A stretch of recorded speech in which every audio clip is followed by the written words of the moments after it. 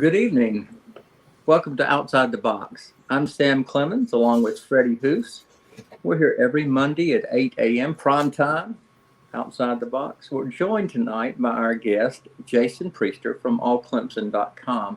We're very lucky to have Jason with us a good portion of the time, particularly tonight because we're going to be talking about some interesting things that he knows more about than Freddie or I, I'm sure. How are you guys doing? I'm good. Hanging in there, man. Hanging in there. Hanging in there. Okay. Well, it was kind of a big, big weekend this weekend at Clemson for several reasons. We'll hold the most important thing, I think, to last or the second. We're talking about Clemson baseball right now.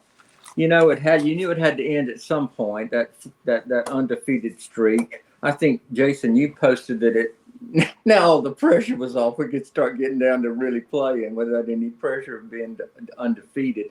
I didn't get to watch much of the games, but looking at the box scores, it sounded like Friday and Saturday were great games, and Sunday kind of fell apart. Lots of errors and stuff. What was your take on it, Jason?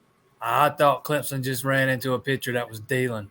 I mean, the guy went deep into the game. I want to say he pitched he pitched into the eighth inning, if I'm not mistaken. I have to go back and look, but he pitched deep into that game, and he was dealing. And Clemson just had, they had no answer for him. He had their number, and Clemson made a couple errors, give up a couple unearned runs, and they lost by 2, give up 2 unearned runs. But sometimes when you're sitting there watching a game, you can tell when it's not a team's day. And there's a couple plays that Northeastern made in the field, and you could just tell, it was their day and it wasn't Clemson's day. There was this ground ball hit late in the game, deep to first. The first baseman dives and makes the catch and kind of heaves it over. 2 of them's running at first base at the same time, and one of them gets up and catches it, comes down on the base and saves a run from scoring, ends the inning.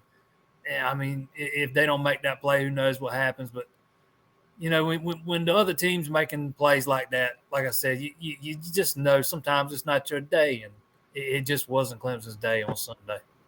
And that what you just said about they're just that moment in time. We said, wait a minute, it's not what we Clemson's day to day.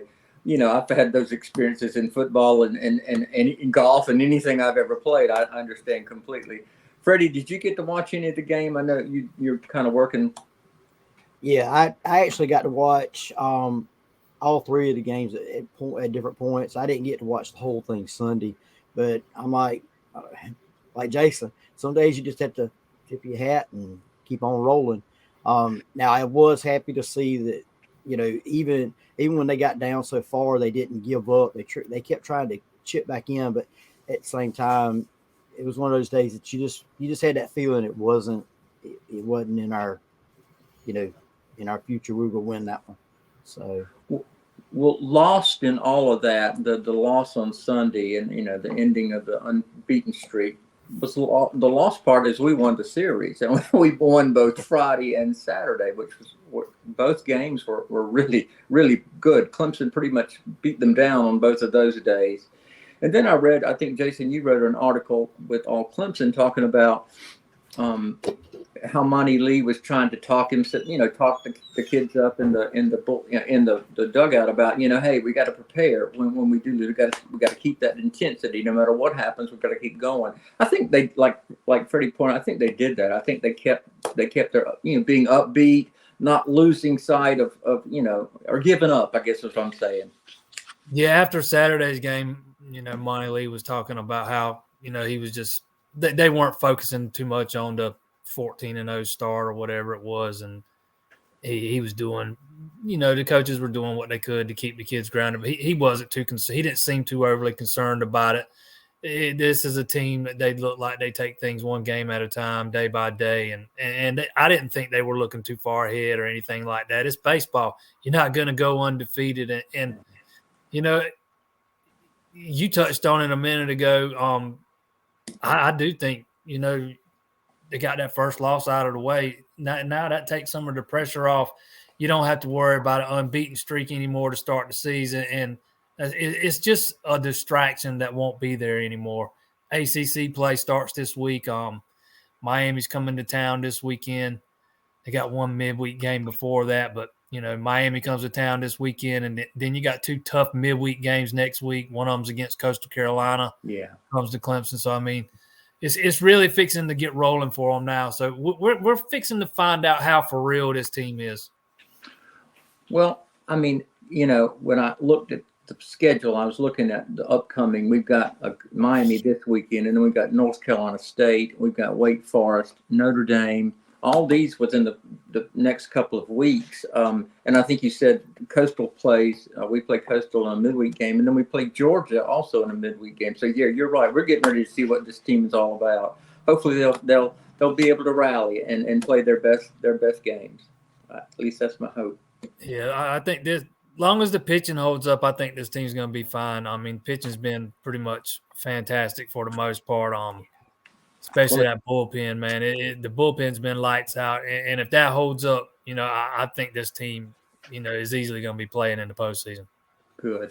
I know your guy Nick Clayton had a good 4.2 innings or so on Sunday, and that kind of got pushed aside because of the ultimate loss. But it sounded like he played pretty good, and then did Nick Hoffman on Saturday play very, very well? Pitched like 7 innings, did really well.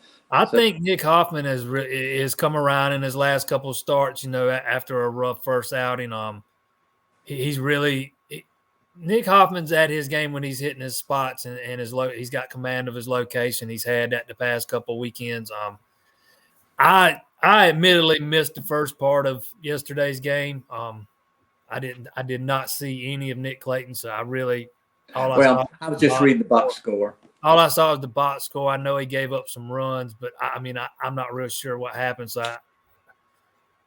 I don't know. I can't say real much about what his performance yesterday. I'd like to see it before I said anything. Well, I tell you, with all the baseball aside, I think we've got a lot to be happy for, look forward to, and I'm pretty proud of the guys after the way the season ended last year. For them to come strong, that's really, really a good thing. Well, let's move on. To a subject that really has sort of captured the weekend, at least for me. I was very interested in reading again, Jason, your articles, recruiting articles from All Clemson, about who was there and what happened. Can you give us a synopsis of that? Oh, yeah, this is a big recruiting weekend for Clemson. It's second big weekend in a row. They had a lot of kids on campus. Last Saturday, it was mostly 2023 guys. You had more of a variety this weekend, a lot of 2024 guys mixed in with some 2023 guys. You even saw Clemson, pull the trigger on an early offer to a 2024 guy. Linebacker Sammy Brown, arguably the top linebacker in the next recruiting class. Clemson usually does not offer those guys until June before their junior years, and they went ahead and pulled the trigger and offered Sammy Brown. Got to talk to him for a few minutes last night. Well-rounded, very well-grounded. Well-rounded kid, real grounded. Very level-headed. Couldn't have been more impressed. He's just one of those kids that you could see really fitting in at Clemson. I'm not saying that Clemson's going to land him or anything like that. He's going to be one of the most sought-after players in the country. But I do think Clemson has positioned themselves well in this recruitment. I even asked him about, things being different now with Wes Goodwin, and he said, why it's different, a lot still the same. And there's a lot of things that he likes about the way they're doing things now that Goodwin's in charge. Some things have been simplified. They're not given they're when I say simplified, listening to Nick Eason and some of the coaches talk, it sounds like they're trying to not put quite as much on the players' plates at a time as they have in the past. And that was one of the things that kind of stood out to him over the weekend. Well, I know that there was an athlete. Let me look at who this guy's name is. The number one athlete, Joseph Stone, was in town as well, 2024. What did you get any feedback from him or anybody else other than Sammy Brown?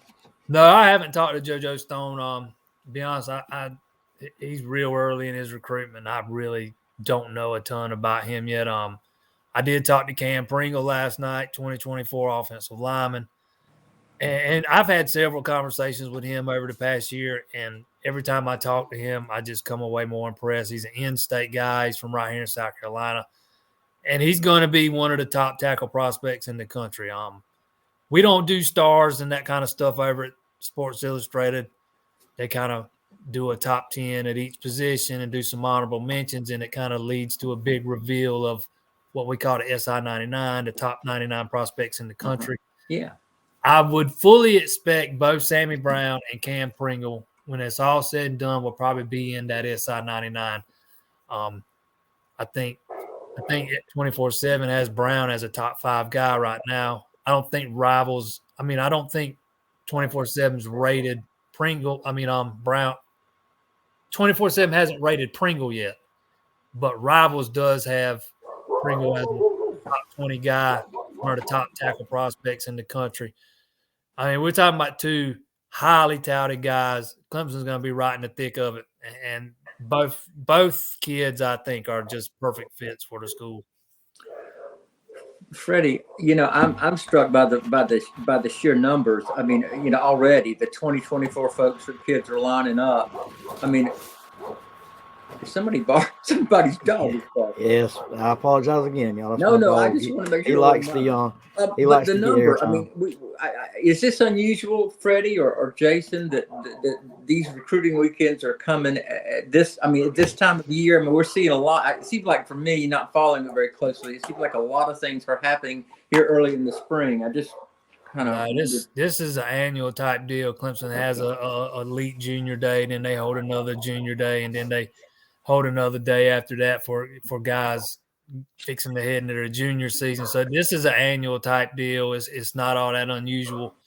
We're just coming out of a dead period. The month of February was a dead period, so there wasn't a lot of recruiting stuff to talk about. Nothing really happening. And the beginning of March kind of opened things back up. So that's why you're hearing a lot of stuff now. Well, another thing about this, and I think Freddie and I were talking before you came on about how you asked the question about NIL to these young recruits, how that is going to affect them in their recruiting, and I found your answer or their responses that you reported interesting, and they were. Yeah, I've gotten to where I ask almost every recruit I talk to now this question. I ask them, NIL's, a big deal in college football now. Is that something that factors into your recruitment or a lot, or does it not factor in? How do you view it? And high school, as much as some people like to think, high school kids are not well versed in they've not been trained in how to handle interviews, and they don't have these designed responses to every question. I'm not saying it never happens, but it doesn't happen as often as some people think. They're pretty genuine. You get genuine responses. And these two kids I talked to last night, both top talents in their classes, both of them said NIL is not going to be the top priority in their recruitment. I think Cam Pringle told me, if it comes, it comes. If it doesn't, it doesn't. That's the way he looks at it. He certainly would welcome anything comes his way, but he's not going to make his decision based on where he can get the most money from, yada, yada, yada. And most of the kids I talk to, that's the typical response I get. Sure, there's going to be a handful of players every recruiting cycle that get these big deals, big money deals. But those are the exceptions. It's not the rule. And there's a lot of people out there pushing narratives thinking it's every kid's out for money now. NIL, the only thing NIL to me did was brought this stuff into the light, made the money bigger. But this is stuff that's been going on forever. Yeah. This kind of stuff's been going on forever. If people think that schools, certain schools and boosters haven't been paying kids to get them to come to school at a certain place, that's just being naive. That's been going on forever. Now it's just been brought into the light of day. The money's bigger, of course. I'm sure there's bigger money going around now than there was. But that's just something that's been going on forever. And it's not something Clemson's just now having to start dealing with. They've always had to deal with this stuff. It's why it's not. It's one of the reasons why they're so meticulous in the vetting process. They want team first guys. They don't want these guys with their hands out and it's all about me. They want team first guys. And I would say, for the most part, their vetting process has been pretty good. They haven't missed on too many. There's been a few here and there they missed on, but for by and large, they've gotten it right. Well, the NIL, name, image, and likeness, I think was done for all the right reasons. And after they passed it, then the Supreme Court told the NCAA that they had to scrap all the governance rules, I guess. But eventually, this thing is going to have to become a little more contained, a little more structured, I think, for the success and for it to really to be accepted, I guess. And unfortunately, money changes everything.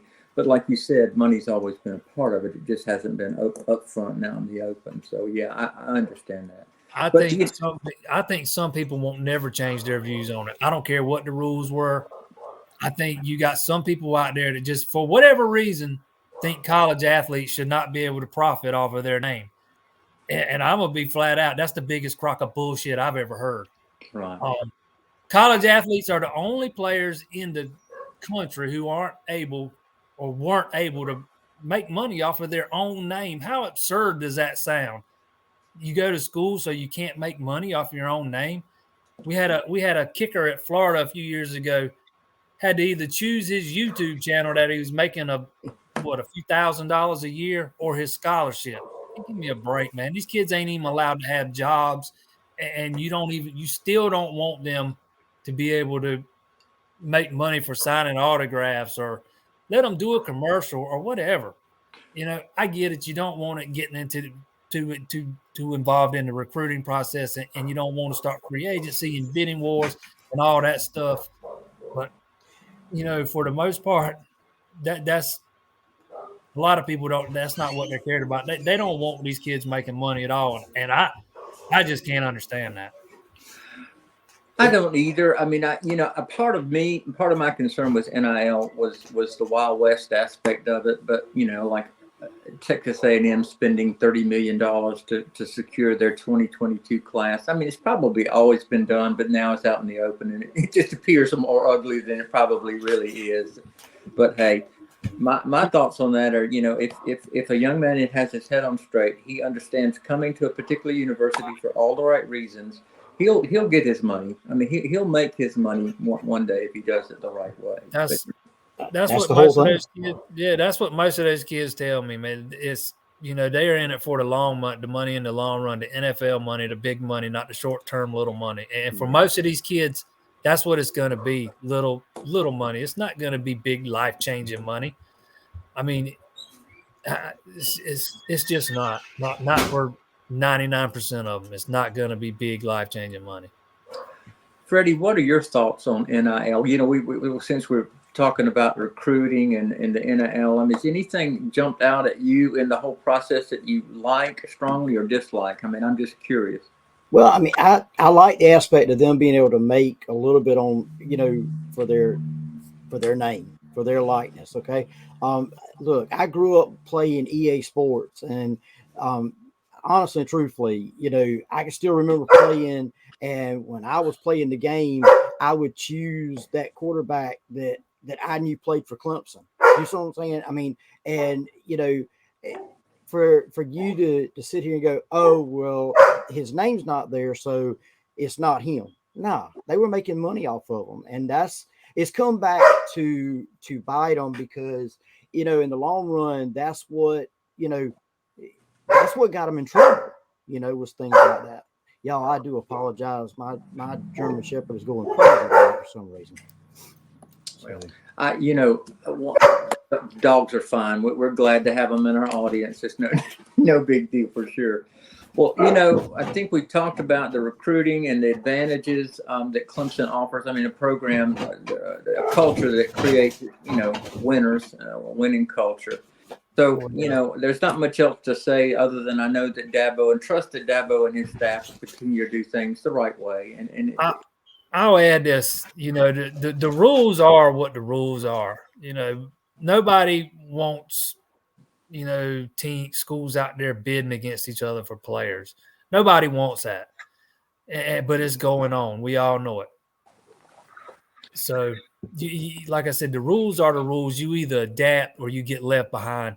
I have zero doubt in my mind that Dabo Swinney and Clemson will adapt. And I'm not saying they're going to be out there bidding on players against other schools. Right. It's not going to happen. They will adapt in a way that will make them competitive for the type of players that they want to attract to that program. There are certain players out there that I don't think they want to, that they want to attract to the program. That's touched on earlier. They don't want these me first guys. They want guys who are going to buy in to the team concept and put the team ahead of everything else. And for the most part, when you see these guys who are putting it out there that all, their top priority is where they're going to get the biggest NIL deal, that's not the guy that's putting the team ahead of everything else. And that's not the guy you're going to see Clemson recruiting very often. Exactly. Well, I think that's probably in the best interest of the university and the program for sure. Well, as we transition from the big recruiting weekend, we can go to talk a little bit about what's going on with spring practice. And there's a lot of interest. I've read some of your articles, and there we talked about the I think two particular groups or positions that I've read some good bit about were the cornerbacks as well as the center position. Anything new? I mean, as far as the cornerback position, I think the gist of the articles, we're in much better shape than we were last year at this time. Is that correct? Well, that depends on the perspective you're looking from. You're losing two starting cornerbacks. Both were first-team All-ACC players. That's a big hit. And Dabo Swinney did say last week that he thought they were in a better spot this year. Overall, as a group, I think he was more or less pointing to the depth. They got more quality depth than they had last year. But despite losing those guys, I think Clemson's in good shape. You got Sheridan Jones. He's played a lot. He's going into his senior season. And by all accounts, we got to talk to him today, actually, and Mike Reed. I've now heard Dabo Swinney say it. I've now heard Mike Reed say it, that Jones has kind of evolved into that leader in that room. He's kind of taken ownership of that room, and he's still evolving into a leader. They'd still like to see him be a little more vocal. He's more of a lead by example type guys, like he said today. But I'm expecting big things from Jones this year. And even, behind him, you got Nate Wiggins, Fred Davis. He was a former 5-star guy. Took a little bit longer for him. It's taking a little bit longer for him, but he's going into his third year. If he's going to make that big jump, this is going to be the year. And you got Malcolm Green, and you got two freshmen, both enrolled, already taking part in spring practice. Toriano Pride, Jaden Lucas, Mike Reed talked both those guys up today. I mean, they're going to play this year. I mean, Clemson's going to be able to go 6 deep at corner probably. He even said Andrew Makuba's been taking snaps at corner. So. Yeah, I read that, and I thought that was interesting. He must be a jack of all trades for sure. When was the last time, Jason, that you can remember them being able to go that deep at cornerback? They've not had a lot of depth there over the years. I remember a few years ago they were so thin they had to play Ray McLeod at cornerback. I remember. It's not been one of the deeper positions on the team a lot of years. I can't really answer that. It's been, they weren't this deep last year, that's for sure.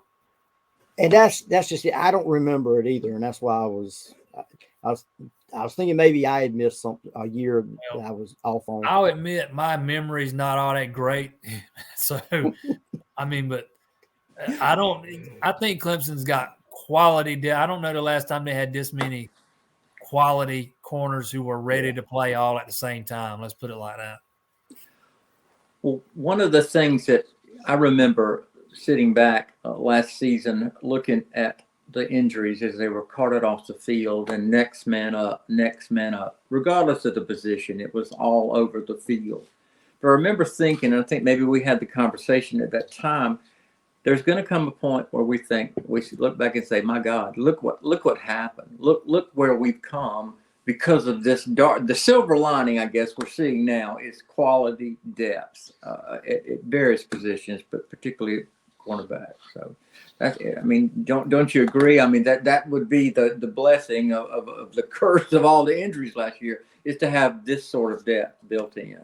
Yeah, I think the injuries definitely got some guys some valuable experience on the field last year. Clemson, they didn't get hit too hard with injuries at corner last year, but all the other positions, yeah. And Mike Reed, he even touched on it today. If you come play corner for him, you're going to play, and if you're ready, you're going to play early because he plays a lot of guys.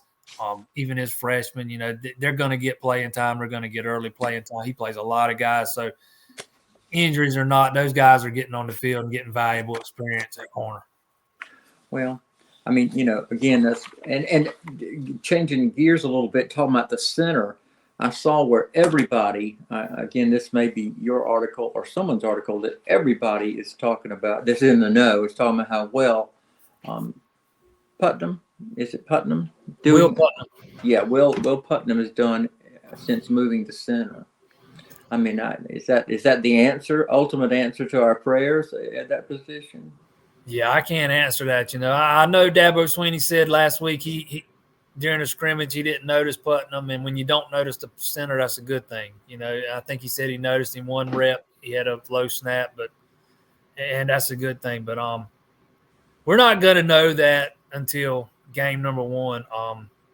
I remember hearing the same thing last year about Matt Bockhorst. I mean, so I'm going to have questions about that position. And I do, there's a reason why Clemson's actively, in the portal looking for a interior offensive lineman to come in and play center this year, because I don't think they're 100% convinced that Putnam's the answer either. And they're still actively looking for one. And I do think they're going to find one and get one before the start of the season. Good. I think that's a good plan because honestly, I mean, again, I'm not accusing or being derogatory, but Dabo does like to give the cheery version of things sometimes, and maybe not completely let on the reality of center's an awfully difficult position to learn. You have to know all the protections. You have to know the responsibilities of every player on the offensive line. You have to call the blitz. You have to set the protections at the line of scrimmage. I mean, it's a lot of responsibility. It's a lot to learn.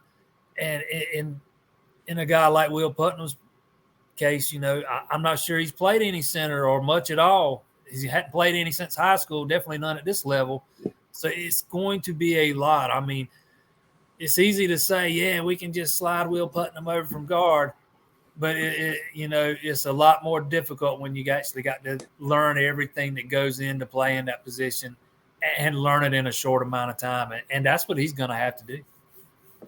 Well, I hope the best for them. I mean, we certainly need a good center and keep those eyes on the transfer portal for sure. Kind of want to end tonight's discussion with something fun, or not fun, but something upbeat. Deshaun Watson was finally, the grand jury rendered no indictments on him, which was fantastic. And now he's sort of out from under that dark cloud, and it appears that two teams have really appeared at the top of where he could go. I mean, that really are actively pursuing him. One particularly, I think, the Saints, and then the Panthers are involved. Are you guys hearing anything different from that? I would like to know why the Steelers signed Mitch Trubisky instead of getting on Deshaun Watson. Well, that and another funny was yesterday afternoon. You get reports that Arians and I may be saying his name wrong, and that Deshaun are really good, and they want to play. They want to coach and play together, and then all of a sudden, out of nowhere, Tom Brady says, "I'm coming out of retirement." So that was another one that was, but other than that, all I'm hearing is the Saints and the Panthers right now. I'll say this, the Panthers wanted to make a trade for Watson at the trade deadline last year. I mean, they put a deal together. Watson would not waive his no trade clause to go to the Panthers. So, Yeah. I don't know if he's going to be more open and more receptive to that now than he was then, because he still got that no trade clause. Texans are going to let him, talk to teams, which typically doesn't happen. But so we'll see what happens. But it's worth noting that he's already refused to waive that no trade clause one time to go to the Panthers. And if there's one team I don't want to, I hate to see him dressed in that Carolina blue. Me too. I despise the Panthers.